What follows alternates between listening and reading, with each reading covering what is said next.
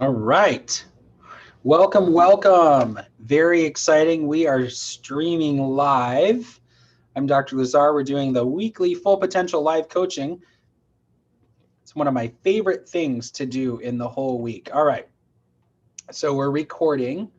Let's make sure that this is on and good to go.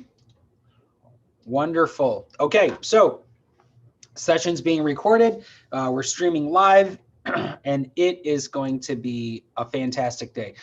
It already is. So one of the biggest things that happens in our society is we are taught and conditioned to numb it, stuff it, stop it, that sort of thing. And the challenge is in our world, we are often, as a kid, we're told to stop crying, or we'll be given something to cry about. We're often told to not have those feelings, right? Or not feel that way, not say that. Oh, no, no, no, no, no, no, don't feel that way. And it's because people are often uncomfortable with what our feelings are. And so to keep themselves comfortable, they tell us, stop it, don't do that. Well, as we get older, we start to learn, hey, the way to not get, judged, sabotaged, things like that is to stuff my feelings. Well, it's no different with our physical health. Now, if we're told that a neighbor has cancer, for some reason we run over and give them soup or food, or we clean their house for them. If we're told somebody is dealing with depression or bipolar affective disorder or schizophrenia or something, we go, I don't really know what to do with all that. So mental health is a big thing. And it's in its own category, but it doesn't have to be, because if we are one vitalistic, intelligent being, then all of us matters. And our physical health matters, our social health matters, our spiritual health matters, our financial health matters, our emotional health matters, our intellectual health matters. All of us matter. And to the extent that we put our focus, effort, and energy into one area, one bucket, one account, that can throw other things off. And so there's no such thing as balance where we're always right here. Balance is an illusion, and we're running, and then it comes back up, running, and we're trying to always be doing that. And that's the way it is. I was sharing with my team today that a neighbor of mine teaches aeronautics engineering at University of Michigan, and he was telling me that when a rocket goes into space, it's only on course two times. It's on course when it takes off, and it's on course when it lands. The rest of the time, it's drifting off course and coming back, and drifting off course and coming back, and micro corrections.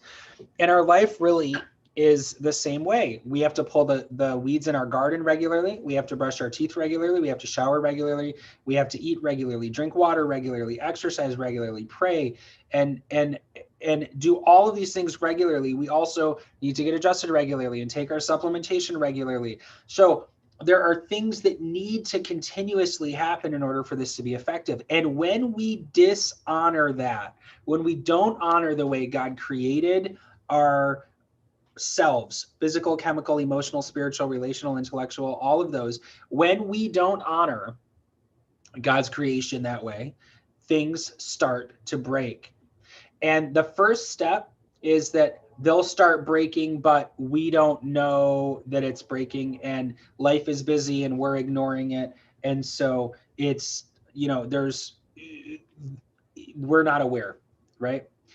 If that stays uncorrected, that problem will start to create symptoms of dis-ease, a lack of ease.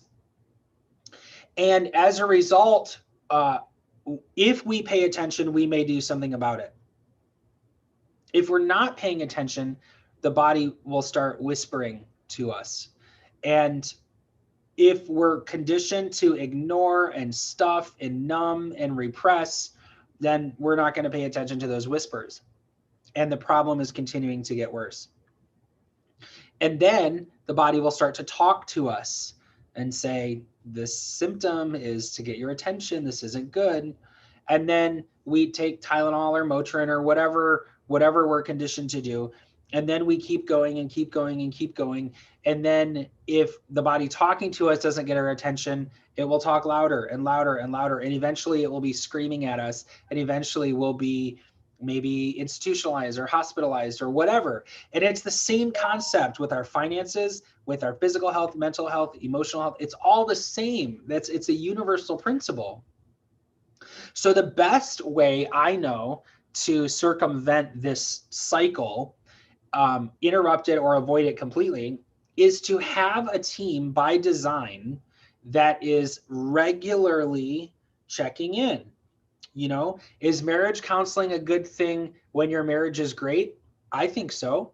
Is psychotherapy a good thing to maintain or grow or improve your emotional state even when you're not in a crash and burn situation?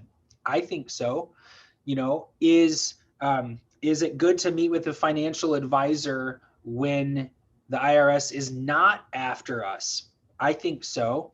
And so it's the question of reactivity or proactivity. Now, reactivity is a stronger pull. You know, if the house is on fire, we will react very differently than just proactively taking the lint out of the dryer, right? Out of the dryer vent. So, but if we are intentional, if we do life by design, then the great thing is we're able to design it how we want, make sure we're getting the proper adjustments, we're aligned properly, our nervous system is functioning at the highest level possible, we're supplementing, we're having our nutrition needs met. The list is long, but there are some basic things that we all need to be doing. And if we don't listen to our body, it will get our attention at some point. But it's always best to have a team of people who are assessing and seeing what's going on before the body starts whispering.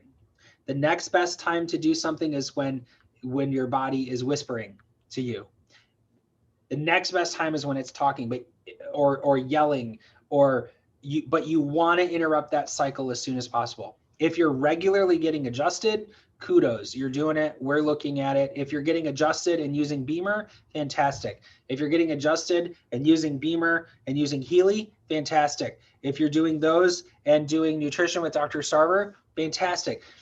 The people that do the best are the ones that tend to their physical needs, emotional needs, spiritual needs, financial needs, relational needs, intellectual needs.